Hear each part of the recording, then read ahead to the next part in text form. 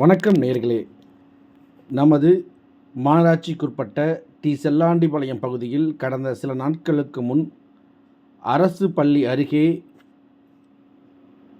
மருத்துவ கழிவு கொட்டப்பட்டிருப்பதாக அப்பகுதி பொதுமக்கள் மற்றும் அப்பகுதி இளைஞர்கள் கொடுத்த தகவலின் பேரில் அங்கு சென்று கள ஆய்வுக்கு பிறகு அந்த செய்தியை நாம் நமது தொலைக்காட்சியில் வெளியிட்டிருந்தோம்.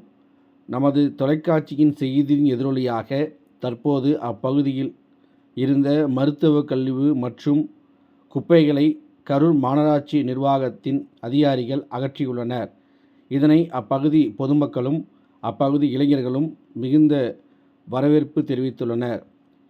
விரைந்து நடவடிக்கை எடுத்த மாநகராட்சி நிர்வாகத்திற்கு நமது கள ஆய்வுக்குழுவின் சார்பாக பாராட்டுக்களை தெரிவித்துக் கொள்கிறோம்.